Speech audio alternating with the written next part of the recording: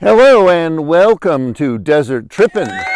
Today is a very special day. You're in for a real treat because we are going to explore an area that is one of the most unique and special areas maybe in the world, and it's right here in the Southern California desert. We are in the Lucerne Valley. We're near the town of Landers, and if you look behind me, all around, as far as you can see, is creosote. And you might think, oh, what the hell is a creosote bush? It looks like a piece of crap, just an ugly weed that's growing everywhere. But no, the creosote is a fantastic plant, and the one that we are looking for is called king clone.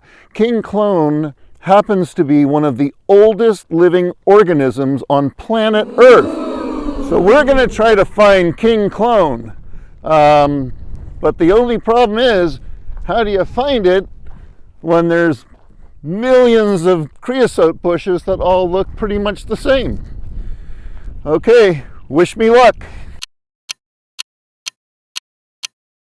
Okay, so as you can see, we found it. That's right, we found king clone. When this plant first started, it was one little plant, and as it grew, it shot new shoots out from the side, and it kept expanding. And as it expanded, the center died off because the plant only lives about 100 or 200 years.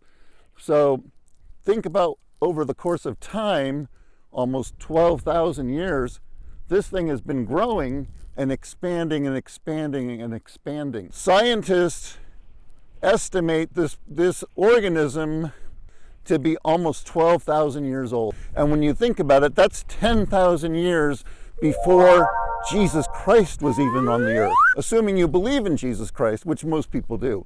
So we're going way back to the Pleistocene period, when there was like dinosaurs and things, and woolly mammoths. Actually, I don't know if there was dinosaurs. There were mammoths walking around, saber-toothed tigers, all kinds of those three-horned cows and things. I don't know the names of a lot of those prehistoric mammals, but I used to really dig them when I was a kid. I had those little toys and stuff.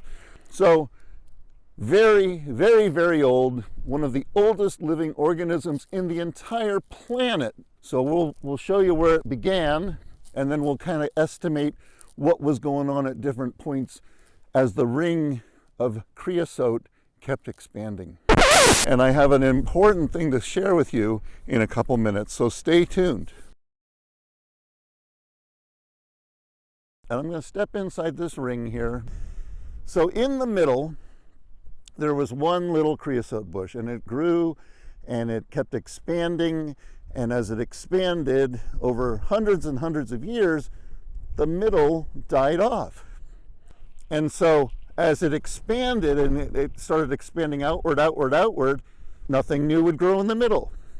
You protract that over thousands and thousands of years, and we wind up with this creosote ring, which is the largest known creosote ring on the planet, and it makes this one of the oldest living organisms. And scientists have estimated that at the rate that it expanded, it's about 11,700 years old.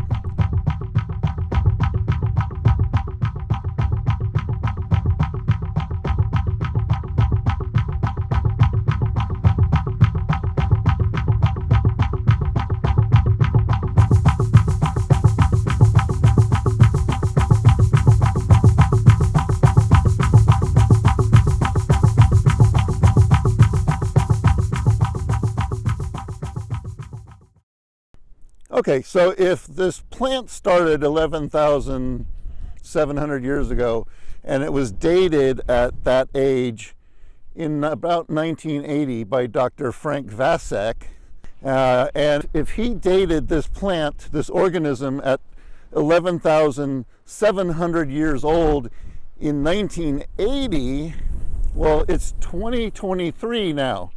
So we are actually, it's 11,743 years old now. So I think You at home watching and me standing here, we're the people who saw the oldest living thing, because people who have been here before, it wasn't that old back then. Somebody could have come last week and it was a few weeks younger than what it is today.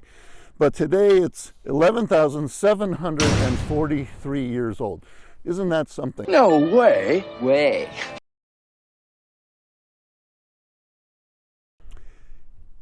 And I'm actually out here to get some creosote. No, I'm not going to steal some of this precious creosote, but I finally located a nursery in Morongo Valley that had a few specimens for sale, and I'm going to stop by there and pick some up.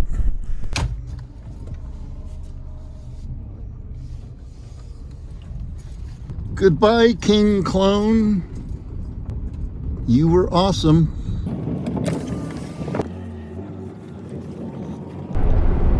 Okay, so this is just a transition shot to go from one location to the next. So we're now heading south on Old Woman Springs Road, heading towards 29 Palms and Morongo Valley, the high desert area basically, Wonder Valley.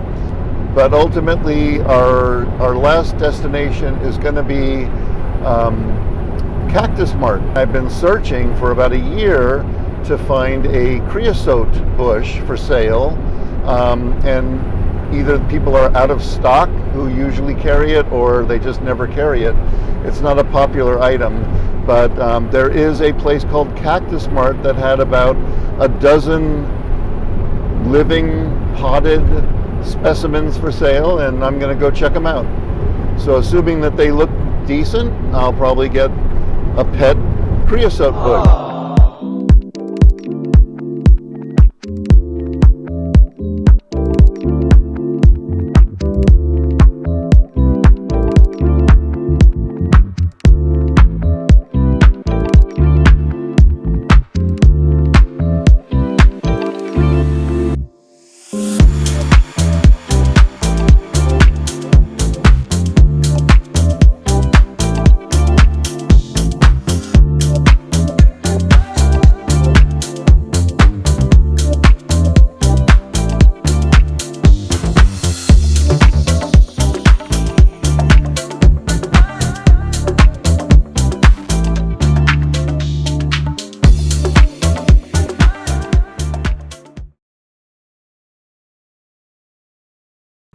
So we're here at Cactus Mart, and I heard a rumor that they have some creosotes. I heard a rumor you guys have some creosotes for sale.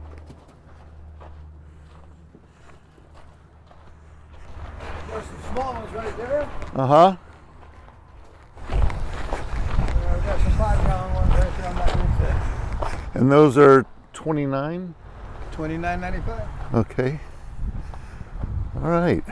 Look what we have here. Lauria tridentata. So we've got all these and those, and we've got a few over here. I wonder which one I like. So I think I'm digging this guy, and maybe this one or that one. Okay, so we're leaving Cactus Mart now. We just talked to Jeff, and he was very helpful, and look what we got. A couple creosotes in the house. So we got a couple creosotes in the house. Now we're set. Mrs. DesertTrippin will be happy that we're heading back an hour or two sooner than we thought. But you never know, we might wind up stopping somewhere. You know how that happens. I do have to take a major leak, so I know we'll be stopping sooner than later. Okay, people, signing off for now. This is Joe Bowie, DesertTrippin. Over and out in 3, 2, 1.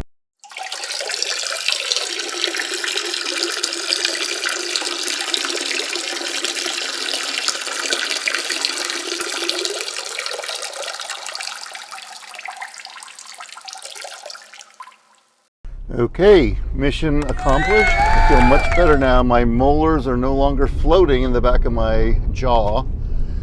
I think most of the guys will know what I'm talking about. So we're going to make a right turn here on 29 Palms Road. Ooh. There you go. Excellent. All right, we're back in the flow of traffic here. This is the 62 freeway, and it can be a little treacherous. I'm seeing a little blue sky poking out, and it might be my imagination, but I think the wind is dying down. So if we still have light when we're driving back, then we might try and do another pass at the creosote.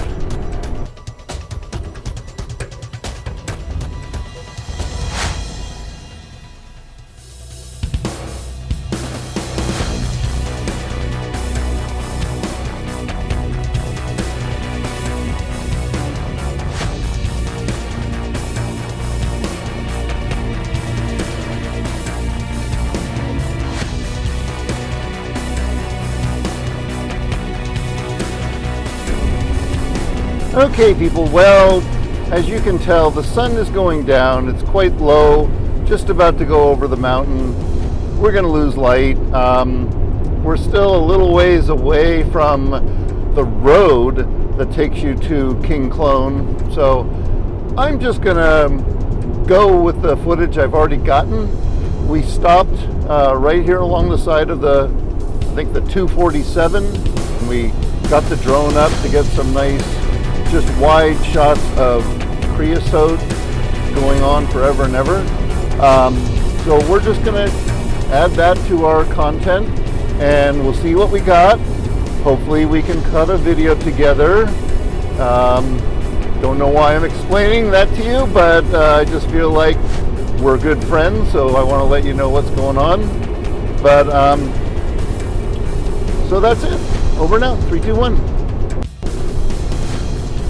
Well, all right, people. As it turns out, the sun is going down faster than I thought because we're now between some mountains. I don't think we're going to have enough light to go back out to the King Clone site. So we're going to end on this note.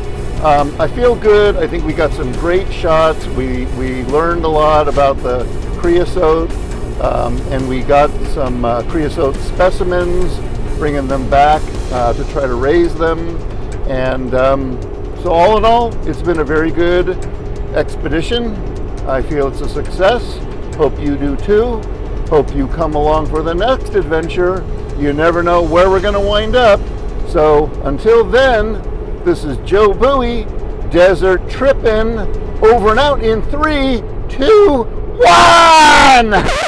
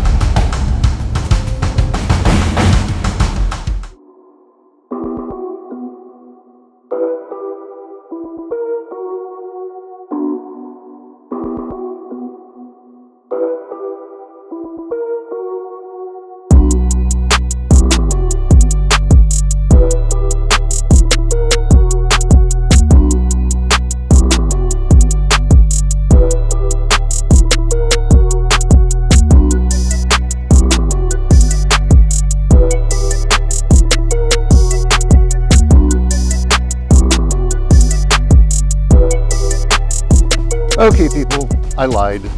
It was only 5 miles away, so I made one more stop here. We had a little bit of light, and the sun is now just going down. I got the drone up in the sky and we got a couple shots. I hope they work. We'll find out. But, you know, anything to make a better video for you. So thanks for coming along and indulging me. I hope you found King Clone an interesting video. I know I did. This is Joe Bowie, Desert Tripping, over and out in 3, 2, 1!